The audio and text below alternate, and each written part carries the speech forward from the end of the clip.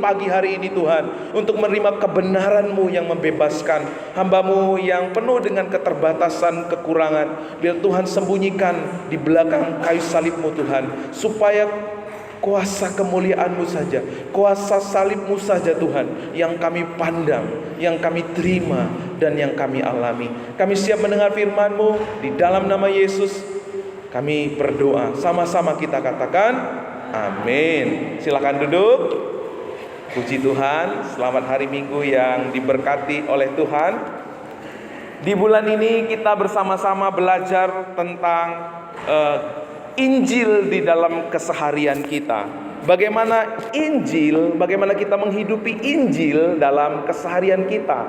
Nah, minggu yang pertama kemarin kita belajar bahwa panggilan kita bukan melayani, panggilan kita bukanlah menjadi pelayan-pelayan atau hidup bersosial gitu ya. Panggilan kita bukan hanya menjadi anggota gereja, tetapi panggilan kita adalah menjadi murid.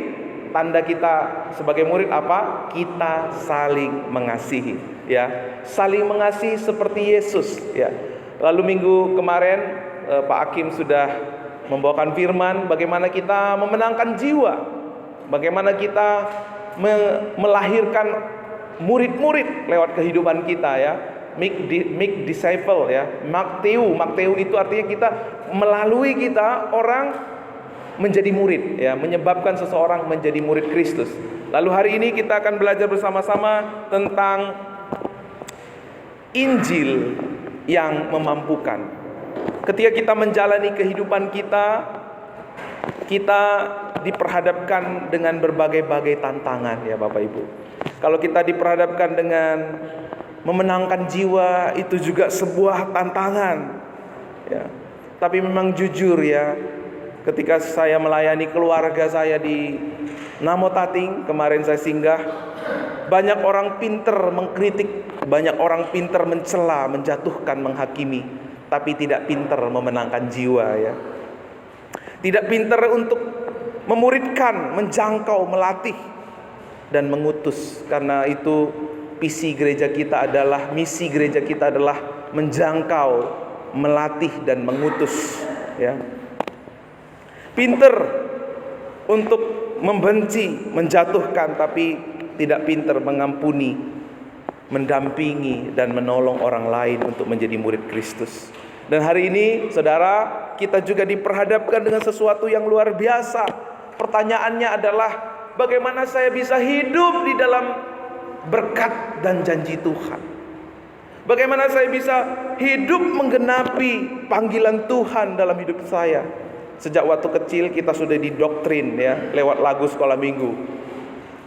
Di dalam dunia ada dua jalan, lebar dan sempit, mana kau pilih, ya kan? Mengikut Tuhan itu seperti kita berjalan di jalan yang sempit, berdesak-desakan, gitu ya. Lagu ini mengingatkan kita bahwa waktu kita mengikut Tuhan itu banyak tantangan, banyak kesulitan, sehingga kita bingung, bagaimana mungkin Tuhan aku bisa menjadi anak-anak Tuhan yang baik? Bagaimana mungkin Tuhan saya bisa menjadi saksi Tuhan? Bagaimana mungkin saya bisa menjadi terang dan garam? Bagaimana mungkin saya bisa bertahan sampai akhir? Kita ragu, kita bimbang melihat situasi kondisi yang ada. Belum lagi tadi sekolah minggu, ya, Bapak Ibu yang ikut sekolah minggu, orang-orang yang hebat, ya, orang-orang beriman, tokoh-tokoh iman memiliki ketaatan iman. Harus memberikan anaknya, harus membangun kapal di puncak pegunungan. Itu kan misi impossible. Itu kan sesuatu yang gak mungkin untuk kita jalani secara manusia. Tapi kita melihat mereka dimampukan. Kita melihat bagaimana mereka akhirnya melihat janji Tuhan tergenapi dalam kehidupan mereka. Jadi bagaimana kita bisa menghidupi di dalam berkat dan janji Tuhan? Banyak orang berpikir seperti ini, Bapak Ibu. Taat kepada Tuhan, melekat kepada Tuhan, menyembah Tuhan, melayani Tuhan. Apakah Bapak Ibu setuju? Halo? Apakah ini jawabannya? Apakah ini menjadi solusinya? Kita menjadi anak-anak Tuhan yang hidup dalam janji dan berkat Tuhan. Kalau kita bisa menghidupi janji Tuhan, menghidupi panggilan Tuhan, menggenapi panggilan Tuhan dalam hidup kita dengan semua ini, maka Tuhan gak perlu datang ke dunia. Maka nggak perlu ada perjanjian baru diberikan kepada kita. Kenapa? Ulangan 28 ayat 1 sampai 3. Yuk baca sama-sama. 1, 2, 3 ya. Jika engkau baik-baik mendengarkan suara Tuhan Allahmu dan melakukan dengan setia segala perintah yang kusampaikan kepadamu pada hari ini, maka Tuhan Allahmu akan mengangkat engkau di atas segala bangsa di bumi. Segala berkat ini akan datang kepadamu dan menjadi bagianmu. Jika engkau mendengarkan suara Tuhan Allahmu, diberkatilah engkau di kota dan diberkatilah engkau di ladang. Ini perjanjian lama. Tuhan bilang kalau kamu melakukan ini, mendengar suara Tuhan Allahmu, maka ada berkat-berkat yang akan mengikutinya. Waktu kita melakukan segala perintah yang Tuhan berikan kepada kita, maka Tuhan akan mengangkat engkau, memberkati engkau. Maka Tuhan akan menolong kita di dalam kehidupan kita. Tapi pertanyaannya, adakah orang yang bisa menaati perintah Tuhan secara keseluruhan? Abraham pun sebagai bapak orang beriman, bukan Abraham yang setia. Jangan salah Bapak Ibu, yang setia itu adalah Tuhan. Abraham bisa setia sampai di ujung imannya. Karena apa? Karena kesetiaan Tuhan, bukan karena kesetiaan Abraham. Saudara, kalau kita berpegang pada hukum ini, maka ini, apakah ini Injil yang adalah kekuatan Allah? Maka tidak perlu Injil Tuhan berikan kepada kita. Maka tidak perlu Yesus datang ke dunia kalau kita mampu melakukan perintah-perintah Tuhan tadi. Gak perlu. Karena kalau kita ada di bawah hukum yang menuntut, Bapak Ibu masih ingat ini apa? Sifat hukum itu apa? Menuntut, demand, lempeng, tegak lurus. Harus. Makanya waktu kita diperhadapkan dengan tuntutan, harus.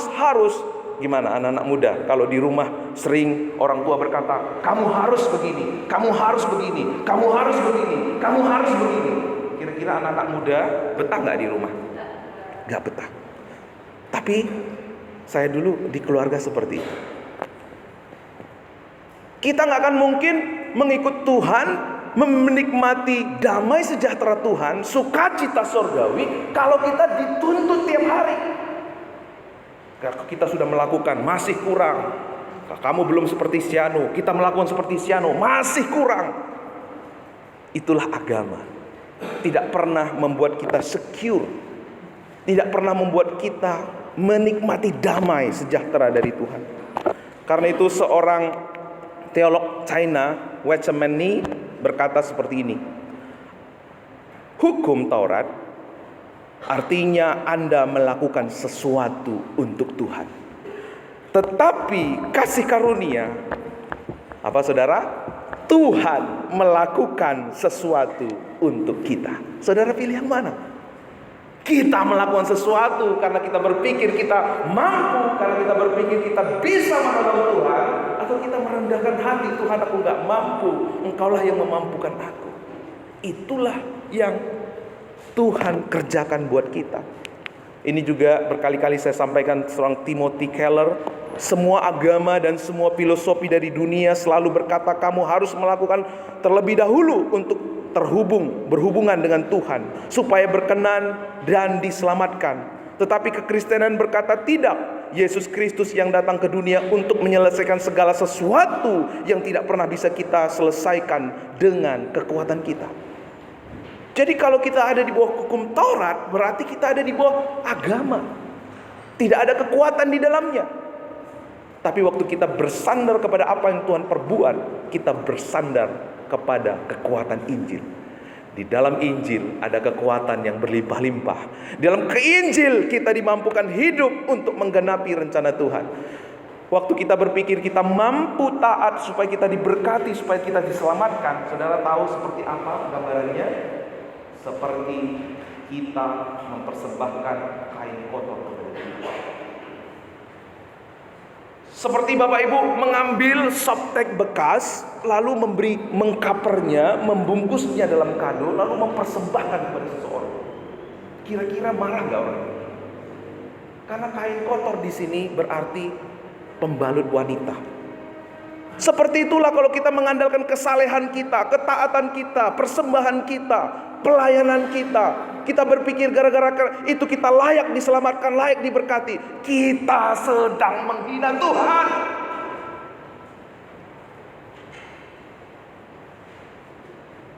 Makanya saudara, orang yang hidup di bawah hukum Taurat selalu ada di bawah dosa. Kanan kiri, muka belakang dosa. Kanan kiri oke, maju mundur kena. Waktu dia lebih taat dari orang lain, dia bermegah. Melihat orang yang gak taat sama dia akan hakimi, dia akan rendahkan, dia akan diskreditkan. Waktu melihat orang yang lebih taat, lebih baik dari dia akan gak suka, iri, mulai menjatuhkan. Dia mulai membangun kemunafikan supaya orang lihat dia juga taat seperti orang lain. Padahal semuanya adalah palsu. Hukum Taurat memberikan syarat yang menuntut. Karena itu orang yang ada di bawah tuntutan gak mungkin hidup di bawah damai sejahtera. Saudara, kalau di gereja ini penuh dengan tuntutan, gak ada damai. Kalau di keluarga penuh dengan tuntutan, pasti anak-anak lebih betah nongkrong di luar daripada di rumah. Karena itu saudara, ketika kita selalu bersandar kepada hukum Taurat, maka tidak ada perubahan yang terjadi. Oke, mungkin saudara berkata, Pak, gimana dengan orang di luar sana? Mereka kan gak pernah dengar hukum Taurat itu apa? Ya, mereka gak pernah dengar hukum Taurat, tapi prinsipnya mereka pegang. Karena setiap hari kita diperhadapkan, kalau kamu melakukan ini, kalau kamu melakukan ini, maka kamu akan menerima. Jadi prinsip hukum Taurat itu adalah bersandar kepada perbuatan dan usaha manusia. Padahal saudara, hidup kita itu tidak selalu mulus. Saya mau lihat siapa di antara Bapak Ibu yang hidupnya naik turun, angkat tangan. Hebat sekali Jumat Ramadan, hidupnya mulus semua. Sekali lagi, siapa yang dalam hidupnya naik turun dalam hidupnya? Haleluya, saudara jujur. Tepuk tangan untuk orang yang jujur. Yang kencang, jujur. Jujur, hidup kita itu seperti ini Bapak Ibu. Kalau kita hidupnya gak naik turun, berarti sudah. Kita itu naik turun hidupnya. Pendeta sekalipun naik turun. Makanya ada lagunya apa? Turun naik gitu ya, ada lagunya. Kita gak pernah mulus menjalani hidup kita. Selalu ada naik turun gitu ya. Ketaatan kita juga naik turun. Hari ini mungkin kita taat, tapi besok kita belum tentu setaat hari ini. Hidup kita itu naik turun. Itu menandakan dan mengingatkan bahwa hidup kita ini rapuh. Bilang sama kirinya, jangan lupa ya, hidupmu itu rapuh gitu. Jangan lupa. Kita ini rapuh saudara. Karena itu waktu kita bersandar kepada usaha perbuatan kita, serapuh itu pula kehidupan kita. Makanya sering sekali kita kecewa. Makanya sering kita sekali kesel dengan diri kita. Sudah berjuang, setaat apapun selalu ada kurangnya. Makanya akhirnya banyak orang Kristen berkata, udahlah, gak gereja-gerejaan lah, sama saja kok, ngapain gereja-gerejaan. Itulah sebabnya banyak orang Kristen yang mundur dalam hidupnya. Paulus juga berkata mengalami hal yang sama Bapak Ibu. Dalam Roma 7, Paulus berkata, sebab bukan apa yang aku kehendaki yaitu yang baik yang aku perbuat, melainkan apa yang tidak aku kehendaki yaitu yang jahat yang aku perbuat. Paulus seorang rasul yang luar biasa juga mengalami hal yang sama seperti saudara, sama seperti saya. Ketika kita bersandar kepada perbuatan kita rapuh. Makanya saudara, Injil itu disebut kabar baik. Kenapa? Justru di dalam kelemahan kita lah Tuhan berkata apa? Kuasaku nyata. Justru dalam kelemahan kita lah kuasanya nyata. Tadi dilanjutkan. Jadi jika aku perbuat apa yang tidak aku kehendaki, maka bukan lagi aku yang memperbuatnya, tetapi dosa yang diam di dalam aku. Demikianlah aku dapati hukum ini: jika aku menghendaki berbuat apa yang baik, yang jahat itu ada padaku. Sebab di dalam batinku aku suka akan hukum Allah. Apa yang dihidupi oleh Paulus bertentangan dengan apa yang ia mau. Karena Paulus mau menunjukkan kepada kita, kita ini rapuh. Kita ini cenderung jatuh. Tapi saudara, itulah sebabnya Tuhan memberikan kita Injil kabar baik. Injil kabar baik itu bersinar saat apa? Saat kita menyadari kelemahan kita. Saat kita menyadari kekurangan kita. Saat kita mengalami sesuatu yang buruk, kita gagal. Justru di sana kita akan melihat kekuatan Allah. Justru di sana kita akan memilih kepada kekuatan Injil, karena di sana ada kekuatan Allah yang tidak pernah habis-habisnya. Kita makin sadar bahwa kita ini rapuh, kita ini tidak mampu, kita membutuhkan seorang pribadi. Makanya Roma berkata, di mana dosa bertambah banyak, di sana juga ada kasih karunia yang berlimpah-limpah, ya. 800 tahun kitab Ulangan ditulis lalu Yeskiel menulis 700 tahun sebelum kelahiran Yesus. Yeskiel menulis di dalam Yeskiel 36 ayat 26 sampai 27. Sama-sama kita baca. 1, 2, 3 ya. Kamu akan kuberikan hati yang baru dan roh yang baru dalam hatimu, dan aku akan menjauhkan dari tubuhmu hati yang keras, dan kuberikan kepadamu hati yang taat. Rohku akan kuberikan diam di dalam batinmu, dan aku akan membuat kamu hidup menurut segala ketetapanku, dan tetap berpegang pada peraturan-peraturanku dan melakukannya. Saudara, hukum Taurat itu kita ada di bawah tuntutan. Mungkin hari ini kita dituntut, takut nggak melakukan karena gara kita nggak diberkati, gara-gara kita takut dihukum, mungkin kita melakukan. Tetapi apa yang kita lakukan itu adalah palsu, karena kita ditekan bagi sesuatu dari luar. Tapi waktu tidak ada tekanan, kita akan kembali kepada semula. Itu ketaatan palsu. Makanya agama tidak pernah bisa mengubah, hukum Taurat tidak pernah bisa mengubah seseorang. Tapi hari ini saya akan sampaikan sesuatu yang sangat powerful, akan mengubah kita. Karena saya pun gak pernah bisa mengubah siapapun dari antara Bapak Ibu. Yang bisa mengubah kita adalah Tuhan. Amin. Makanya di sini dikatakan, aku akan. Inilah yang disebut dengan perjanjian yang baru. Yang namanya perjanjian selalu dua belah pihak, betul ya? Tapi perjanjian kita, covenant kita dengan Tuhan, itu berbicara tentang satu pihak. Bapak Ibu mengingat bagaimana Abraham melakukan perjanjian dengan roh Tuhan itu ya. Obor Tuhan melintas di tengah-tengah daging yang terbelah dua. Di situ Tuhan mau menunjukkan kepada kita, bukan kamu yang taat, bukan kamu yang melakukan, tetapi aku yang melakukan. Aku akan kuberikan rohku. Ia yang akan menjadikan kita, ia yang akan menolong kita, ia yang akan memampukan kita. Waktu kita diperhadapkan dengan tantangan kehidupan ekonomi, tantangan keluarga, tantangan masa depan, tantangan-tantangan yang ada, saudara ingat, bukan kamu, bukan tentang saya, bukan tentang diri saya, tetapi semua tentang Tuhan. Amin. Dia yang berjanji, dia yang akan melakukan. Jadi ada dua ketaatan ya, Bapak Ibu jangan keliru. Saya dulu jatuh, salah kaprah. Saya dulu terjerumus di dalamnya. Ada dua ketaatan.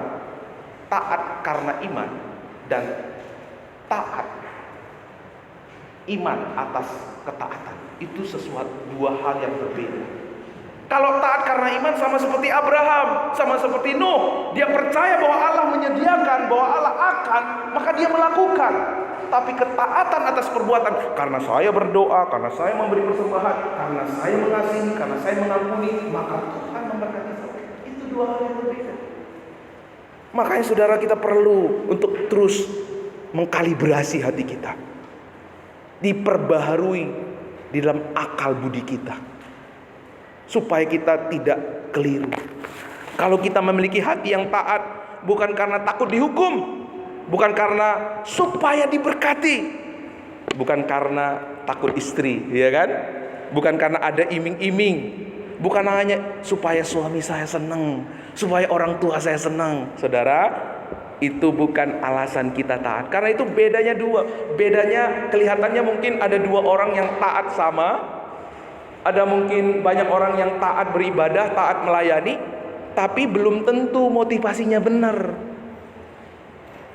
Kalau motivasinya benar, pasti kelihatan dari buahnya. Ketika saudara dia nggak dihargai, ketika dia nggak dianggap, pasti marah. Ketika lihat orang lebih hebat dari dia, pasti iri hati, pasti menjatuhkan. Nah, ini dua hal yang berbeda. Tuhan mau kita memiliki ketaatan iman, karena Tuhan sudah melakukan, karena Tuhan sudah menyediakan, karena Tuhan berjanji, maka saya mau melakukan. Karena Tuhan sudah mengasihi saya, ya, minggu kedua kemarin, karena Tuhan mengasihi saya pun berinisiatif. Nah, ini namanya apa Bapak Ibu? Supply minded. Satu tadi di bawah hukum itu demand minded, di bawah tuntutan. Yang satu adalah supply minded. Allah itu menyediakan buat kita. Dia sudah menyediakan dan akan menyediakan buat kita. Sedangkan hukum Taurat menuntut. Makanya orang yang hidup di bawahnya suka menuntut. Istri yang hidup di bawah hukum Taurat akan menuntut suaminya.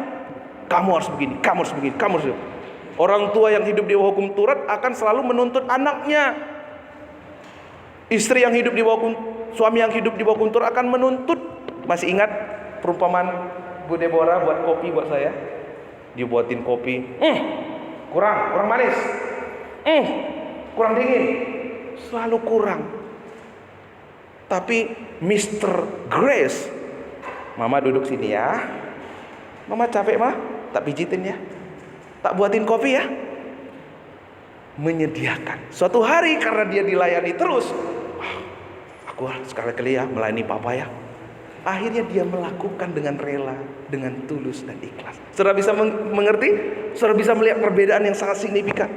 Saudara beruntung menerima ini. Saya waktu saya jadi pemuda, saya belum menerima ini. Kalau saudara menerima ini, pasti saudara akan diubah.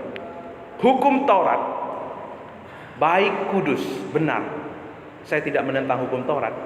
Tapi ingat, kalau kita ada di bawah hukum Taurat, kita menuntut, kita membawa sesuatu kepada Kristus. Kita melakukan, berusaha supaya Kristus. Tapi kasih karunia itu baik, kudus dan benar, diberikan kepada kita melalui Kristus, menyediakan, memampukan setiap orang yang hidup di bawahnya. Makanya tadi kita baca Bapak Ibu, ini sangat powerful. Yuk baca dengan semangat. 1, 2, 3 ya. Kesanggupan kami adalah pekerjaan Allah. Ialah membuat kami juga sanggup menjadi pelayan-pelayan dari suatu perjanjian baru, yang tidak terdiri dari hukum yang tertulis, tetapi dari roh. Sebab hukum yang tertulis mematikan, tetapi roh menghidupkan. Waktu kita hidup di bawah kasih karunia-Nya Tuhan, kita hidup di bawah perjanjian yang baru, bahwa Dia yang sudah melakukan dan sudah mengerjakan buat saya, maka kita menerima roh yang menghidupkan. Hukum yang tertulis mematikan. Makanya Paulus bilang, terkutuklah orang yang hidup di bawah hukum Taurat. Tapi orang yang hidup di bawah perjanjian yang baru, mereka akan memiliki hidup. Di Efesus ya, tetapi Allah yang kaya dengan rahmat oleh karena kasih-Nya yang besar, yang dilimpahkannya kepada kita, Ia telah menghidupkan kita bersama-sama dengan Kristus, sekalipun kita telah mati oleh kesalahan-kesalahan kita. Oleh kasih karunia kamu diselamatkan. Tetapi Allah yang kaya dengan rahmat, karena kasih-Nya yang besar, dilimpahkannya kepada kita. Kelimpahan kasih karunia dan anugerah kebenaran akan membuat kita hidup dan berkuasa. Berkuasa atas dosa, berkuasa atas kelemahan tubuh, berkuasa atas tantangan-tantangan apapun di dunia ini. Yang percaya katakan amin. Nah, saudara, Bapa itu merencanakan, Yesus itu melaksanakan, Roh Kudus itu mengaplikasikan, ya. Waktu kita masih ada dalam dosa, kita ini bersalah. Kita ini berdosa.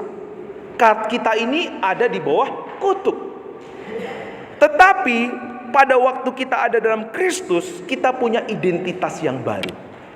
Tadinya bersalah, sekarang apa Bapak Ibu Saudara? Dibenarkan. Waktu kita ada di dalam dosa, kita berdosa. Tapi waktu kita ada dalam Kristus, kita apa? Dikuduskan. Waktu kita ada di bawah dosa, kita ada di bawah kutuk. Tetapi ada dalam Kristus, kita ada dalam kemuliaan. Inilah status kita yang baru. Saudara dan saya yang ada dalam Kristus, kita punya status yang baru. Kita ini adalah orang yang dibenarkan. Kita ini ya, apakah kita masih berdosa, Pak? Masih berdosa. Tapi kita punya status yang baru, dibenarkan. Ya. Kita adalah orang yang dikuduskan. Kita adalah orang yang dimuliakan. Ayo sama-sama bilang sama dirinya sendiri, saya adalah orang yang dibenarkan. Semua, saya adalah orang yang dikuduskan. Saya adalah orang yang dimuliakan. Tuhan berkati orang-orang yang berkata hari ini ya, untuk dirinya sendiri ya. Inilah yang disebut dengan justification, sanctification, glorification ya. Seorang pencuri, waktu dia berkata, aku tidak akan mencuri lagi. Kira-kira apa yang terjadi? Apakah dia bisa tidak mencuri lagi? Oke, gini deh. Coba kita bilang sotorawan. 3 kali, 1, 2, 3 ya. Sotorawan. Apa yang ada di pikiran Bu Risma? Sotorawan. Coba kita bilang lagi. Jangan makan mie babi, jangan makan 3 kali. 1, 2, 3 ya. Jangan makan mie babi, jangan makan mie babi, jangan makan mie babi. Bang, apa yang ada dalam pikirannya, Bang? Berarti pasti haram gitu ya. Pasti kepingin makan mie babi ya kan. Itulah hukum Taurat. Jangan. Tapi justru membuat kita kepingin, betul ya? Kepingin membuat kita mencoba. Jangan buka pintu ya. Bapak Ibu pernah lihat video eksperimen? Jangan ngintip gitu ya. Tapi waktu ada tulisan jangan ngintip, dia ngintip. Ternyata kenapa? Kena kue mukanya gitu ya. Itu sudah dieksperimen bahwa ketika ada kata jangan, justru kita kepingin, ya. Jadi, saudara, hukum Taurat nggak pernah bisa mengubah kita. Waktu kita berkata, aku mau mengampuni, sebenarnya waktu itu kita sedang bilang kepada diri kita bahwa kita tidak mengampuni. Maka, saudara, ingat, hukum yang tertulis itu selalu mematikan. Yang menghidupkan kita adalah roh. Rohlah yang menghidupkan kita. Apa yang sudah dikerjakan oleh Yesus diaplikasikan oleh Roh Kudus. Roh Kudus yang akan bekerja sampai sekarang. Dia akan mengingatkan setiap kita akan identitas kita. Apa identitas kita? Dibenarkan, dikuduskan. Kita adalah orang yang dimuliakan. Jadi waktu seseorang bersalah, jangan hakimi, saudara. Kamu gak boleh mencuri, kamu gak boleh begini, kamu dasar kurang asam, kurang garam. Saudara, itu gak pernah bisa mengubahkan. Itu gak pernah bisa memampukan orang itu keluar dari dosanya. Justru dia akan kembali lagi. Jadi apa yang perlu kita lakukan? Ingatkan identitasnya. Amin. Yang mengerti katakan amin. Amin. Waktu saudara menghadapi, kok aku gagal lagi Tuhan ya, kok aku gagal lagi ya Tuhan ya, aduh aku kepingin begini gagal lagi. Saudara, jangan menghukum dirimu sendiri, tapi mulai berkacalah. Berkaca, saudara mulai katakan sama dirimu sendiri, aku adalah orang yang dibenarkan. Aku adalah orang yang dikuduskan. Aku adalah orang yang dimuliakan. Konfirmasi apa yang Roh Kudus sudah aplikasikan. Apa yang Roh Kudus sedang kerjakan buat kita. Konfirmasi. Konfirmasi. Galatia 5 ayat 4-5. Kamu lepas dari Kristus jikalau kamu mengharapkan kebenaran oleh hukum Taurat. Kamu hidup di luar kasih karunia. Sebab oleh Roh dan karena iman kita mematikan kebenaran yang kita harapkan. Sebab oleh Roh dan karena iman kita mematikan kebenaran yang kita harapkan. Kita lepas dari Kristus. Dalam bahasa Inggrisnya itu apa? Kristus itu nggak punya efek dalam hidup kita. Waktu kita berpegang kepada hukum Taurat. Karena itu saudara, jangan kita hidup di bawah hukum Taurat. Hiduplah di bawah apa? Galatia 5 ayat 16.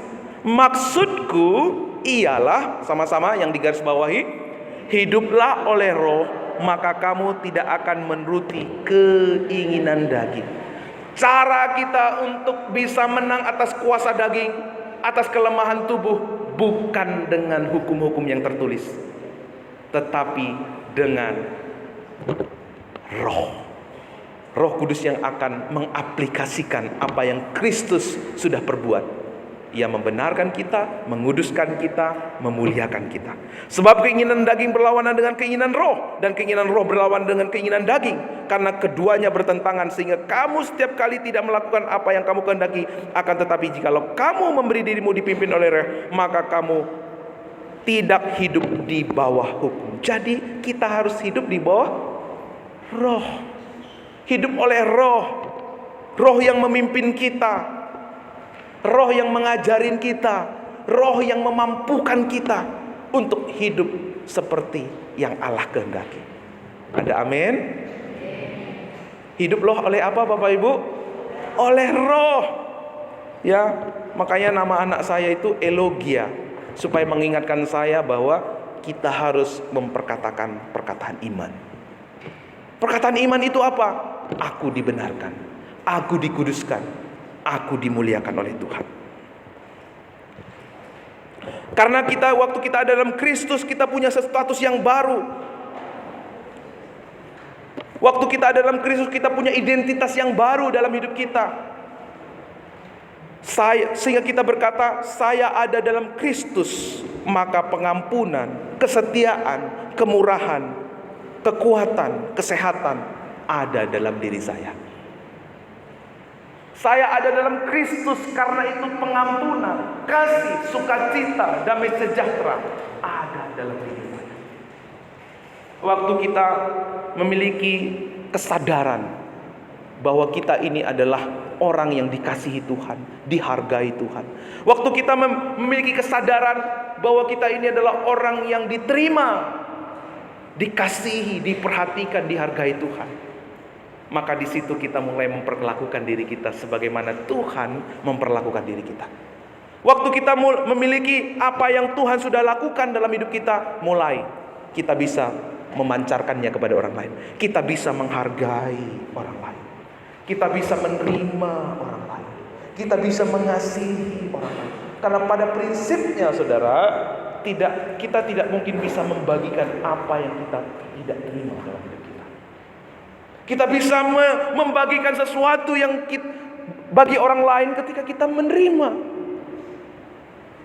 Karena itu makanya sering sekali ketika kita melakukan kebaikan buat orang lain, itu bukan kita terima dari Tuhan, makanya kita selalu akan menuntut kebaikan dari orang itu. Saya sudah baik sama ibu, masa begini aja ibu gak bisa nolong saya? Kita akan pamrih.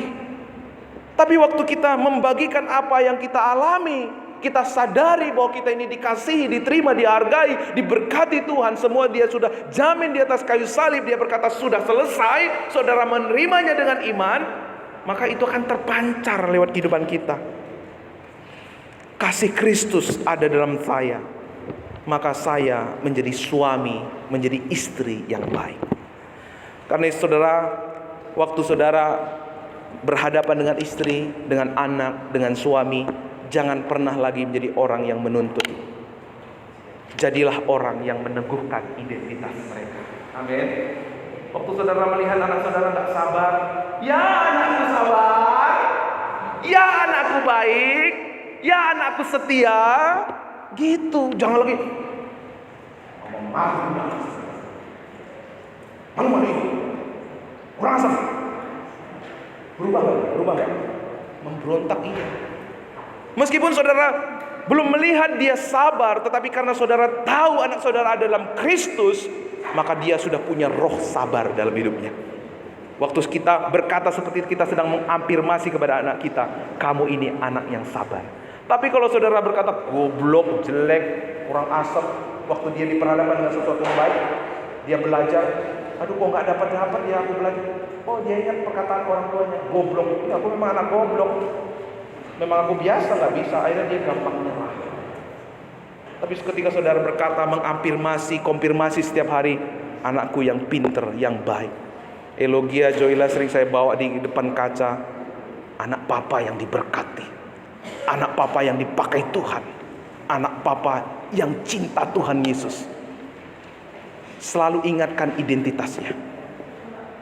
Saya percaya ketika kita mempraktekkan ini, perubahan-perubahan yang luar biasa, perubahan-perubahan yang ajaib akan terjadi di keluarga kita. Amin. Nggak ada amin Bapak Ibu? Amin.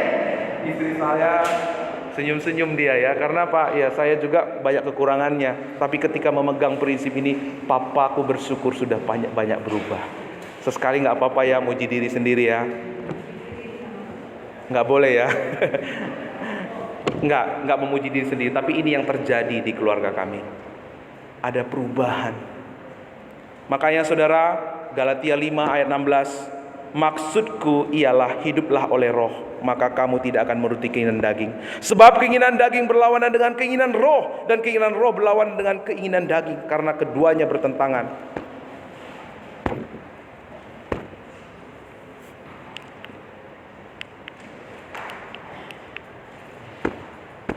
Ya, Galatia 5 ayat 4 ayat 5. Tetapi buah roh ialah kasih, sukacita, damai sejahtera, kesabaran, kemurahan, kebaikan, kesetiaan, kelemah lembutan, penguasaan diri. Tidak ada hukum yang menentang. Yuk kita baca ayat ini sama-sama. Kita bacanya begini ya. Bacanya adalah, saya ada dalam Kristus, saya penuh kasih, penuh sukacita. Ya, kita tambahkan saya. Yuk sama-sama, 1, 2, 3, ya. Saya penuh kasih, saya penuh sukacita, saya penuh damai sejahtera, saya sabar, saya berkemurahan, saya berkebaikan, saya setia, saya lemah lembut, saya menguasai diri. Tidak ada hukum yang menentang hal-hal itu. Amin. Waktu kita melihat saudara kita, pasangan kita, anak-anak kita masih belum hidup seperti ini, jangan menghakimi, jangan berkata kasar kepada mereka, jangan mencela mereka. Amin. Sampaikan kata-kata berkat kepada mereka. Jangan pernah lagi melabel, apalagi anak kita ya. Jangan pernah lagi bilang papa gagal, kamu anak sialan, kamu membuat orang tua malu. Jangan pernah lagi.